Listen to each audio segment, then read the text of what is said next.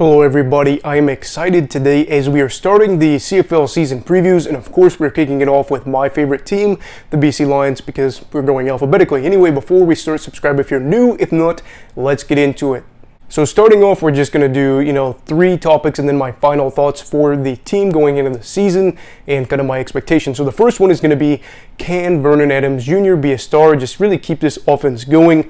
The BC Lions had the potential to be one of the best, if not the best, offense when Nathan Rourke was healthy last year, and now he's gone. So we have seen that, of course, we're losing a guy that could be a generational talent, but luckily for the Lions, they do have Vernon Adams Jr., and he is a guy that could go on a really good run. Vernon is a player that has a lot of experience in the league with his personality and just his play. I think he is one of the more likable guys in the league, one of the more marketable guys, and I really do think he could be a great player. The biggest thing for him is he has to stay healthy. That's going to be the biggest thing if he can be able to get hot, is just being in the lineup consistently, and also he has to be able to improve in order to keep up this club's contender status, because I think that's one of the biggest questions right now, is whether or not the BC Lions are a contender. I think that if he's able to stay healthy, we could be in a good spot, but I also think that he's going to have to improve on one key area, and that is staying in the pocket or making throws happen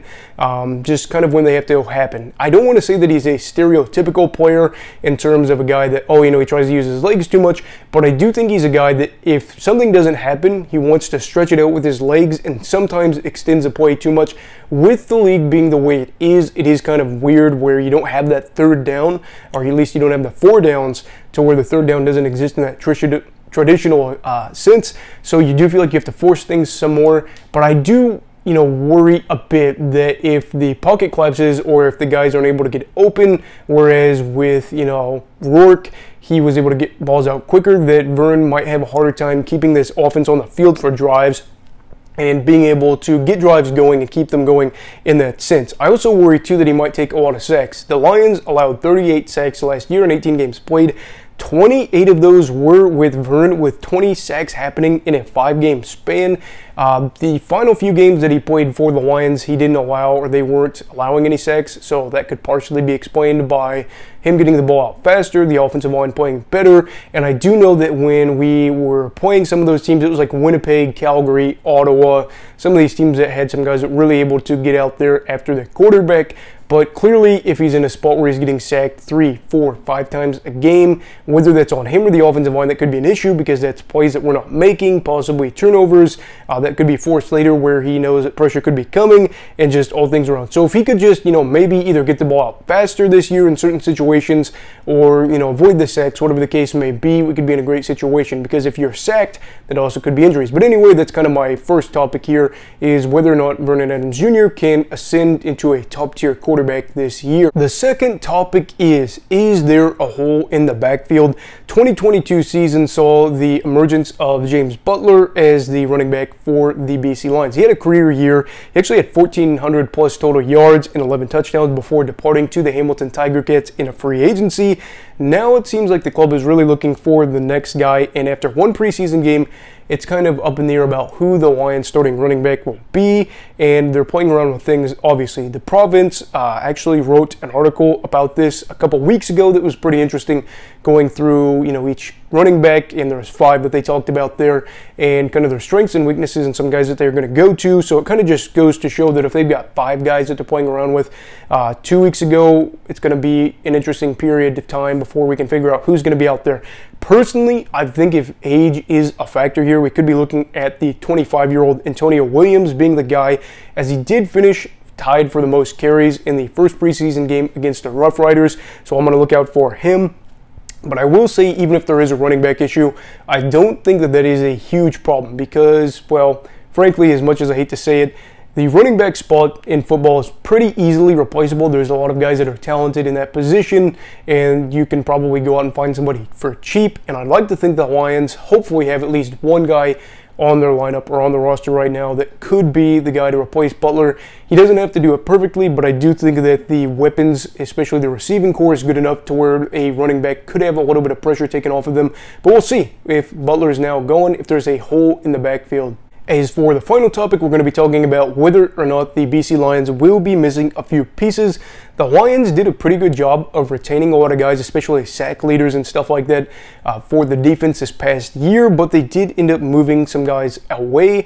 They traded, most notably, Jordan Williams, and that one stings, and then they released Sean Lemon. Williams, of course, won the Most Outstanding Rookie Award in 2021 and led the team in tackles in 2022, and with 96, and I'm not saying that this decision to trade him was necessarily the wrong one. He's 28 now, and he's a guy that could be looking for more money, but it is one of those situations where you look at the linebacking core and you wonder if they could miss him. I don't exactly know. Again, linebackers are one of those things where do you value them more or do you value them less compared to other positions? And I do think early on, if we struggle, especially in the linebacking group, that you could say, oh, this is so noteworthy that we lost him. But another one is big is, of course, Sean Lemon.